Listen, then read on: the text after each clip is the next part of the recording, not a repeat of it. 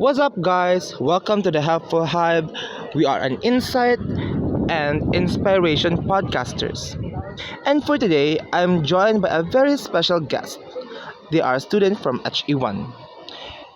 Please help me welcome Miss Charmel, Miss Mirel, Miss Althea, Mr. John Lloyd, Mr. Ivan, and Mr. Jade.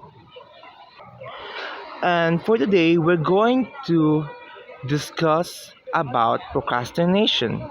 So, have you all experienced this procrastination? Procrastination? What is that? I just hear that word now. I agree, it's a really unfamiliar word. Well, procrastination is the act of delaying or postponing a task or a set of tasks. So being lazy?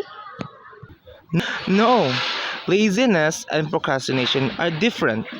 Procrastination is about delaying tasks. For example, if you were given a task by your teacher and the deadline is next week, you might think, I'm just going to do that later. Until you do it, then the deadline is tomorrow. On the other hand, laziness stems from the distinct laziness stems from a disinclination to act even when we have the ability to do so. We are going to use the same example. The teacher gives a task, but you are lazy. You did not do it until the deadline. Oh, okay. Now I see the difference. Yeah, procrastination is about doing tasks late, but at least you still do them, unlike being lazy and not doing them. So now that you know what procrastination is, have you all experienced this? Go. Yes, I agree. Sometimes I am like that. Go. Yes, I agree. Sometimes I am like that. Are you sure just sometimes? Go. Okay, fine. Not sometimes, maybe every time. So why do you procrastinate? What are the reasons we procrastinate? I think it's because of stress, right? Yes, stress is one of the reason, but stress is not the only reason we procrastinate. Also, feelings bored, lack of belief in new abilities, fear and anxiety, perfectionism and distraction. But how are we going to stop it? So, how are we going to overcome procrastination? Well, I'm here with Miss Mariel to help us identify what are the ways to overcome procrastination. And here the step of upcoming procrastination. Step 1. Recognize that your procrastination you might be putting off tasks because you had to reprioritize your workload. If you briefly delaying an important task of genuinely good reason, then you are necessary procrastinating. However, if you start to putting off and identify or switch focus because you want to avoid doing something, then you probably are. Step 2. Know the top reason of procrastinating you to understand the reason why are you procrastinating before you can be tackle it. For instance, are avoiding a particular task because you find it boring or unpleasant.